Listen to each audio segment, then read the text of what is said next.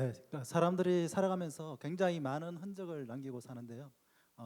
쇼핑을 한다거나 아니면 배달을 한다거나 혹은 뭐그 택배를 시킨다거나 이러한 이 흔적들에 굉장히 많은 개인 정보가 담겨 있습니다.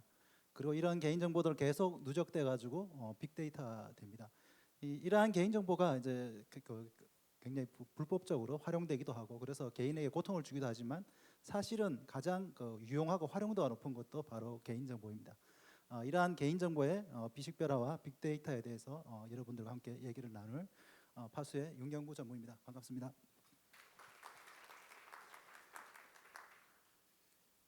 네, 먼저 개인 정보가 무엇인지 아주 기본적인 정보 지식에 대해서 알아보고, 그리고 빅데이터에서 개인 정보 활용을 어떻게 할 수 있는지 그 부분에 대해서도 먼저 기본적인 내용을 공유해 보겠습니다.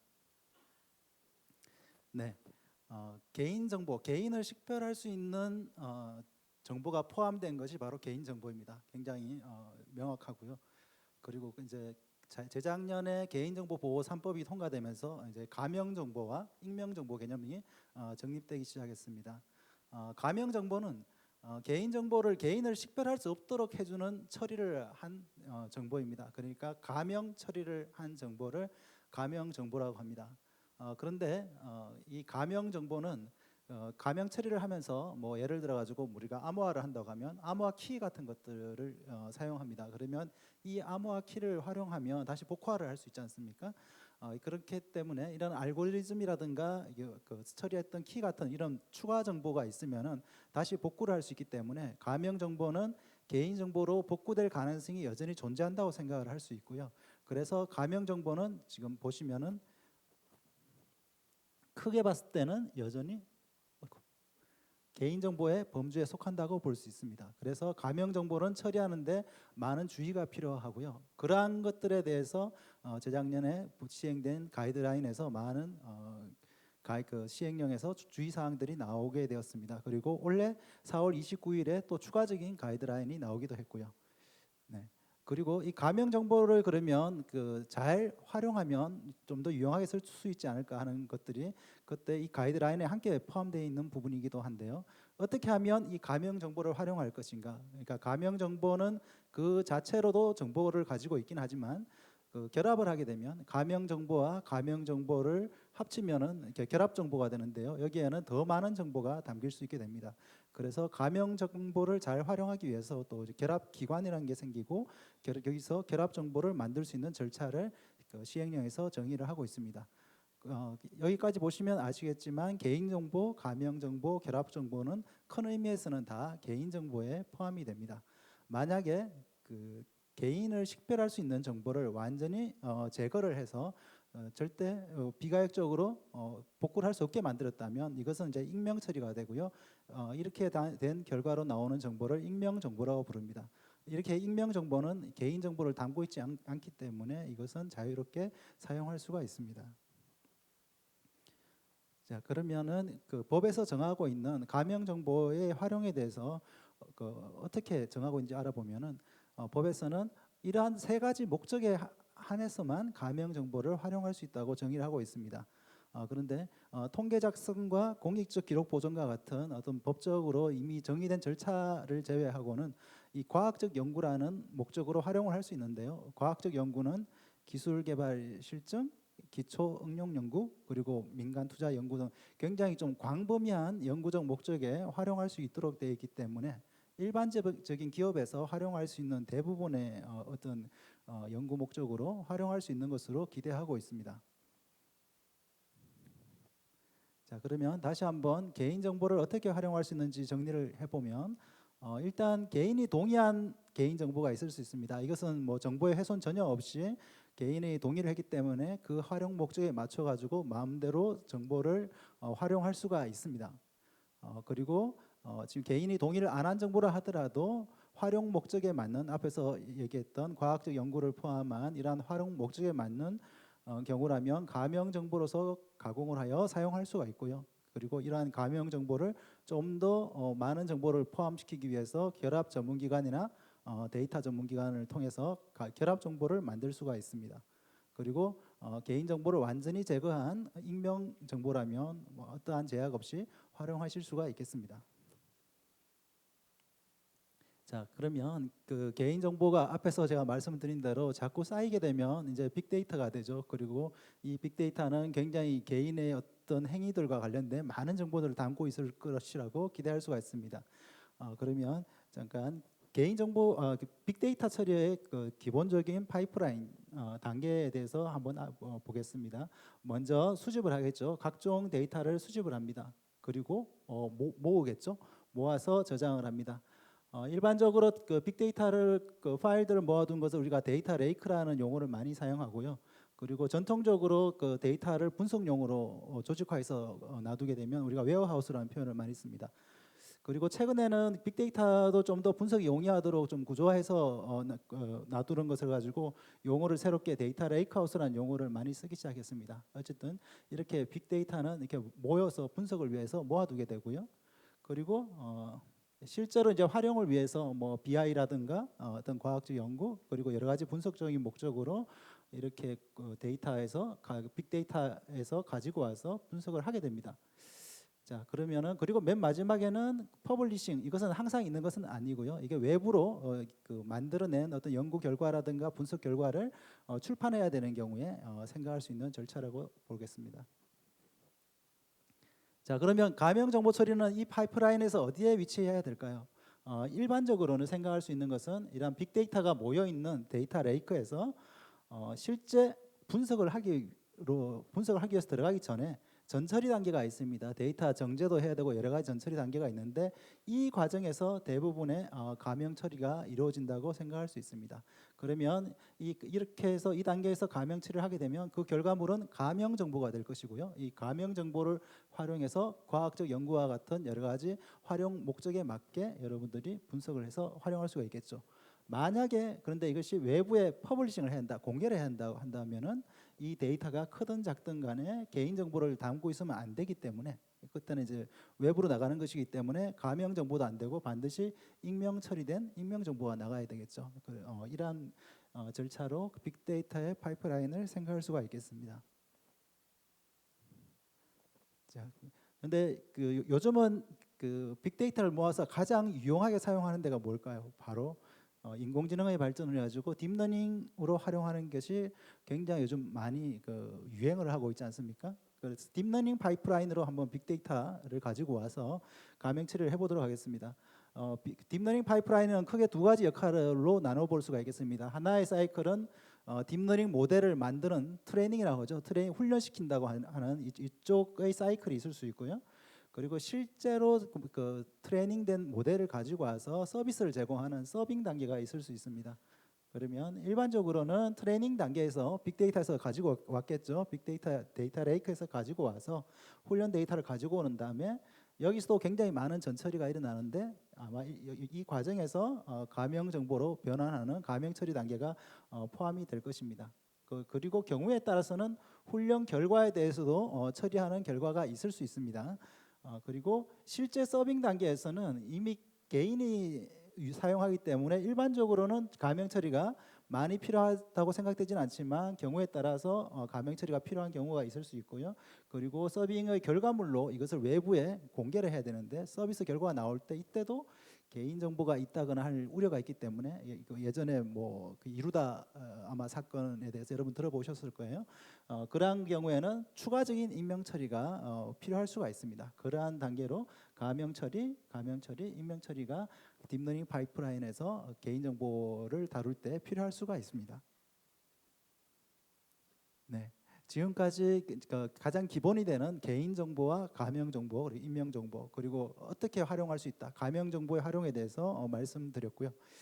그러면 이제 여기서는 실제로 저희가 그 한 2년 넘게 그 개인정보 보호 3법이 통과되고 난 다음에 여러 고객분들을 모시고 여러 도메인에서 그리고 실제 그분들의 데이터를 어떤 데이터를 다루고 계시는지 어떠한 처리를 하시는지 이런 것들을 많이 살펴봤습니다. 거기에 관련된 어떤 데이터의 형태, 수치 뭐 이런 것들을 한번 같이 공유드리는 시간을 갖도록 하겠습니다.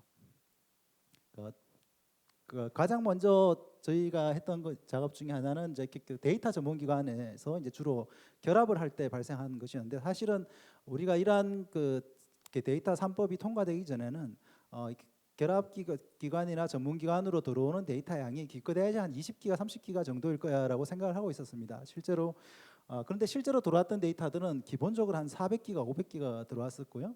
그리고 결합하는 기관들 수도 실제로는 한 4, 5개가 뭐 기본적으로 해서 그 결과물이 1테라에서 2테라 정도 되는 것들이 아주 일상적이었습니다. 그래서 실제로 이렇게 큰 데이터들을 결합하는 것들은 굉장히 좀 별도의 테크닉을 요구하는 경우가 있고요.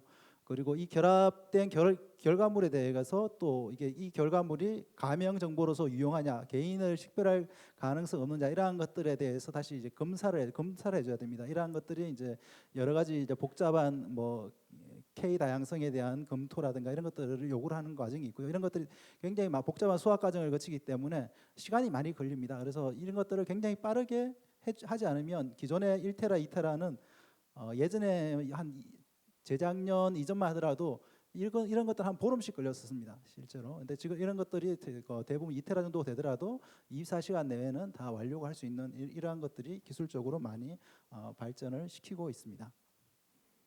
그리고 여기서 이제 독특한 데이터 형태라서 소개해드리는 건데, 카드사에서 가지고 있는 데이터들을 보면은 한 이게 크기도 꽤 큰 편입니다. 한 100기가바이트 정도 되는 크기인데 이게 전부 다 금액을 담고 있습니다. 그런데 그 칼럼 수가 무려 6천 칼럼을 넘습니다. 보통 이제 그 데이터베이스가 한 1000칼럼 이상은 한 테이블에 지원하지 않는 경우가 많이 있거든요. 그런데 이게 6천 칼럼이 되기 때문에 데이터베이스 같은 경우는 처리가 불가능하고요.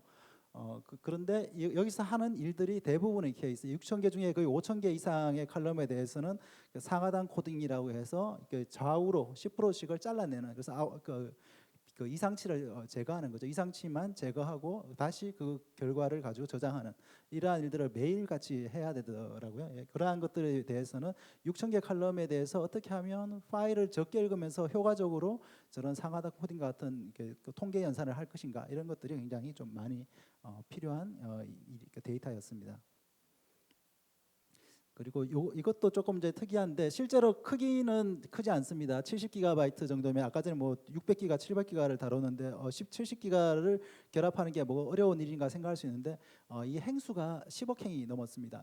이게 이제 우리나라 인구가 이제 5천만 명이라고 가정하면, 그러니까 어떻게 개인 정보란 게 그러면 5천만 개 이상 나올 수 없는 거 아니냐, 뭐 이렇게 생각할 수 있지 않습니까? 그런데 어떻게 10억 행이 나올 수 있냐, 이렇게 사실 처음에 좀 의아했었습니다. 그런데 이게 보건 의료 쪽이기 때문에 키가 개인과 그리고 이제 병원, 약국, 여러 장소별로 다 따로따로 이렇게 키 관리가 돼야 되기 때문에 한 달치만 모아도 10억 건이 훌쩍 넘더라고요. 그러한 데이터들을 하기 위해서 이게 특별하게 어려운 이유는 10억 행이라는 것을 결합을 할 때는 이제 저희가 인덱스라는 게 필요합니다. 그렇지 않으면 굉장히 시간이 많이 걸리기 때문에 인덱스라는 걸 미리 만들어서 그 결합을 해야 되는데, 인덱스를 메모리에 올려야 되는데 이 메모리가 10억 행이면 메모리를 웬만큼 메모리로서는 이제 계산할 수가 없는 그러한 것들이 되는 거죠. 그래서 여기에 맞춰 가지고 저희는 이것을 이제 그 여러 개의 라운드로 현재 메모리에 맞는 만큼만 계산하고 그 다음 또 계산하고 이런 방식으로 최적화를 해서 이렇게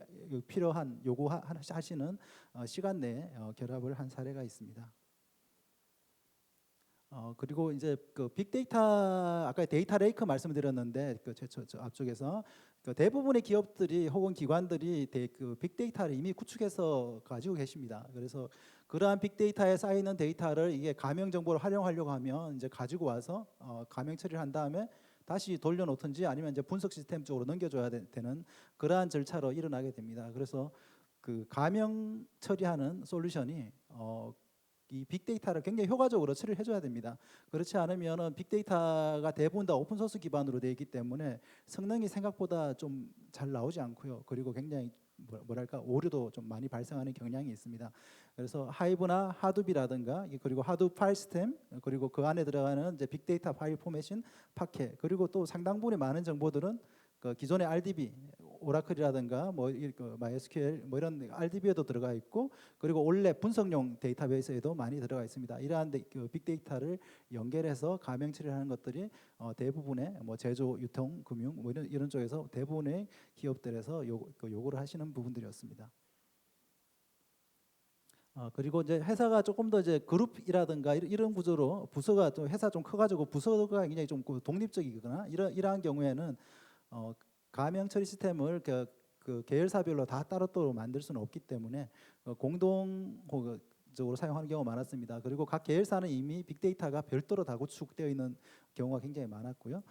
그러한 경우에 이제 이 빅데이터를 계열사에서 가지고 와서 가명 처리하고 돌려주면 이제 되긴 하지만은 그 굉장히 큰 파일들을 이렇게 매일 왔다 갔다 하게 되면 하루 내에 일이 끝나지 않을 수가 있습니다. 그 일반적으로 빅데이터들은 하루 내에 끝나야 처리해야 되는 데이터 양이 굉장히 많은 편인데 그런 것들을 가능하면 이제 가명 처리해서 분석에 활용하려고 하시는 경우가 굉장히 많더라고요. 그런데 그런 경우에는 굉장히 하려고 하는 비식별 알고리즘은 되게 단순한 거였습니다. 단순하게 암호화를 한다거나 아니면 라운딩을 한다거나 뭐 이런 것이었는데 그래서 그러한 것들을 알고리즘만 가명 처리 서버에서 관리를 하고 API 방식으로 실제로 실행은 그 원본 데이터가 있는 그 타 계열사 서버에서 실행되는 이러한 것들도 추가적으로 아이디어를 내서 이렇게 실행을 한 사례도 있습니다. 네. 그리고 이제 개발계 데이터라는 표현은 이제 뭐냐면 이제 금융권도 그렇고 유통 쪽도 그렇지만은 운영 시스템의 이제 운영계에 보면 이제 개인정보 굉장히 많이 들어가 있지 않습니까? 이제 뭐 주민등록번호 거수가 있을 수도 있고 전화번호, 뭐 나이 등등등 굉장히 많은 이제 개인정보가 들어가 있는데 실제로 이것을 가지고 어떤 그 프로젝트를 통해 가지고 이 운영 시스템을 고도화하는 개발을 하는 경우가 굉장히 많이 있습니다.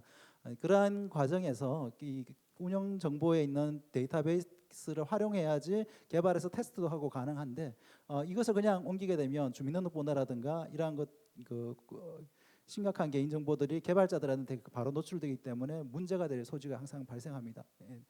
그러한 경우에는 어떻게 해야 되냐면 여기에 대한 요구 사항들은 일단 주민등록번호하고 똑같이 생긴 가짜 주민등록번호, 합성 주민등록번호를 만들어야 됩니다. 사람 이름, 주민등록번호, 나이 이런 것들을 합성해서 만들어야 되는데 이 합성하는 것만으로 해결되는 문제가 아니고요. 그 앞쪽 데이터에서 원본 데이터에서 유니크했으면은 가능하면은 그 뒤쪽에서도 유니크해야만이 통계 정보라든가 이런 것들이 맞기 때문에 좀 더 이제 복잡한 요구 사항들을 만족해줘야 되는 경우가 많이 있었습니다. 이런 것들을 우리가 형태 보존을 하면서 내부적으로는 암호화를 쓴다고 해서 형태 보존 암호화라는 표현을 많이 합니다. 그래서 이러한 형태의 합성 데이터를 통해서 운영계에서 개발을 하고 그 개발한 결과물 그 시스템들을 오픈하게 되고 이러한 식으로 진행하는 경우도 많이 있습니다.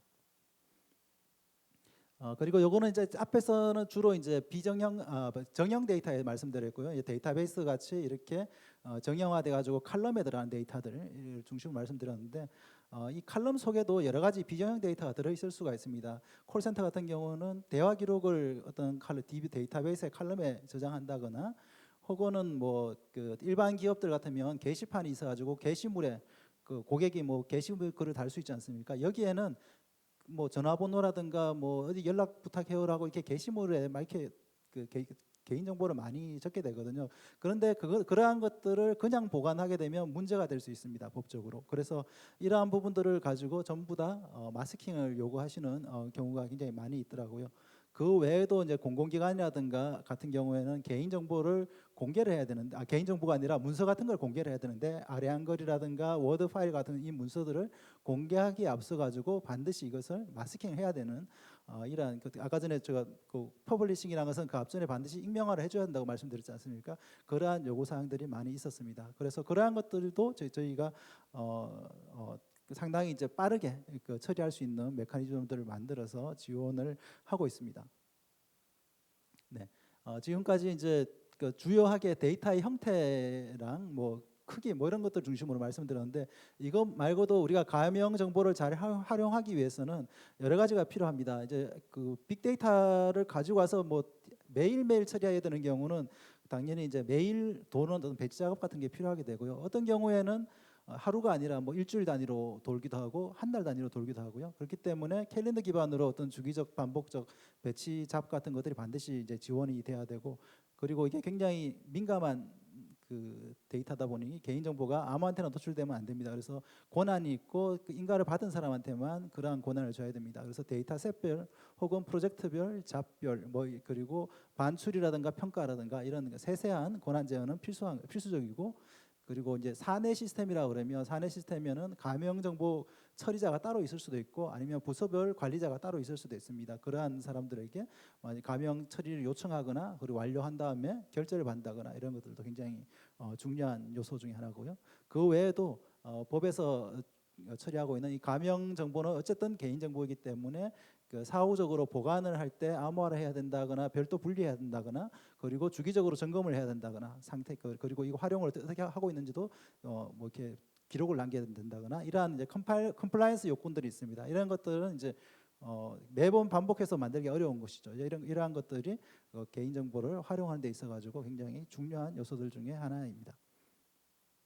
네, 제가 이제 그 많은 이제 현재까지 그 개인 정보와 그리고 이제 빅데이터 관련돼 가지고 활용하는 사례들 그리고 빅데이터 형태들, 개인 정보 형태들에 말씀드렸는데 저희가 이제 이러한 기능들을 그 애널리틱 DID라는 솔루션으로 파수에서는 현재까지 잘 지원해 오고 있었고요.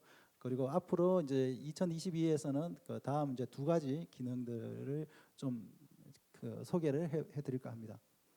하나는 이제 앞에서 말씀드렸던 여러 가지 그 최적화 문제입니다. 그 점점 더 많은 빅데이터 시스템들하고 연결하고 하다 보니까 그 오픈 소스들과 연계할 때 굉장히 주의할 점 같은 것들 이런 것들을 굉장히 많이 저희도 느끼면서 하나씩 이제 확장을 해나가고 있고요. 그래서 뭐 하이브, 하드, 모라클 그리고 이제 파케, 뭐 CSV 등 빅데이터, 빅파일, 빅데이터 뭐 이런 것들을 모두 잘 지원하고 있고 그리고 실질적으로는 이 빅데이터를 가명 처리하는 데 있어 가지고 원천적으로 어떻게 하면 효과적으로 하드웨어 그러니까 CPU랑 메모리를 잘 활용하면서 빠르게 잘 연산할 수 있을 것인가 그리고 속도를 느리지 않기 위해서 한 번이라도 디스크를 덜 읽을 수 있을 것인가 이런 것들이 굉장히 중요합니다. 그런 것들을 앞에서 말씀드렸던 여러 가지 사례들 속에서 하나씩 최적화를 해왔고요. 그리고 그 외에도 뭐 암호화 같은 경우는 CPU를 또 과도하게 사용하기 때문에 이것을 좀 더 효율적으로 하기 위해서 파이썬에서 나중에는 이제 C++ 같은 좀 더 CPU를 덜 쓰는 메커니즘으로 변환한다든지 이런 것들을 계속적으로 해서 굉장히 그 최적화를 많이 한 솔루션이라고 말씀드리고 싶습니다. 그리고 또 한 가지는 이제 비정형 쪽으로 계속적으로 그 가명 처리 요구 사항들이 늘어나고 있습니다.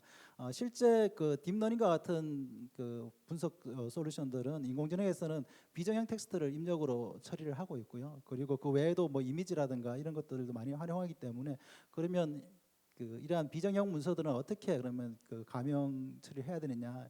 사실 이제 엄밀하게 얘기하면 가명 처리라기보다는 익명 처리에 좀 가깝다고 생각할 수가 있고요. 저희가 이제 이러한 데 대해서 계속적으로 기능들을 개발을 하고 있습니다. 기존에는 이제 정규 표현식 기반으로 개인 정보를 텍스트에서 검출해 가지고 좀 더 빠르게 병렬적으로 해서 좀 더 빠르게 처리하는 것들은 이미 이제 개발이 되어 있었고 이번 달 그러니까 이제 6월 말이죠. 6월 말에 지금 이제 그 딥러닝 기반으로 개인 정보를 탐지하고 그리고 여기 뭐 복잡한 주소 같은 것들도 행정구역 체계별로 여러 가지 레벨이 있을 수 있는데 이런 것들도 인식할 수 있는 어떤 문맥 기반의 그 개인 정보 탐지 및 마스킹 솔루션이 월말에 나오게 됩니다. 여기 실제로 해보면 딥러닝이라는 게 굉장히 많이 발전해가지고 저희가 애큐러시가 한 90% 이상 되는 걸 확인할 수 있는데 그것도 나머지 10%도 생각해보면 사람이 봐도 조금 헷갈릴 정도 이런 것들이 아니면 굉장히 잘 학습하고 있다는 걸 알 수 있습니다. 이 외에도 저희가 연말에 그러니까 그 3, 4분기에 진행할 예정인 것은 텍스트뿐만 아니라 스캔한 문서, 그러니까 실제로 이제 PDF라든가 스캔한 이미지에서도 OCR을 사용해서 똑같은 유사한 어떤 마스킹을 요구하는 것들이 많이 있습니다. 그래서 저희가 ADID라는 애널리틱 DID라는 솔루션을 통해서 기존에 최적화, 튜닝 뭐 이런 것 엄청 많이 했고 그리고 앞으로 이제 비정형 쪽으로도 점점 더 확대를 해서 리더십을 가지고 가려고 하고 있습니다. 네.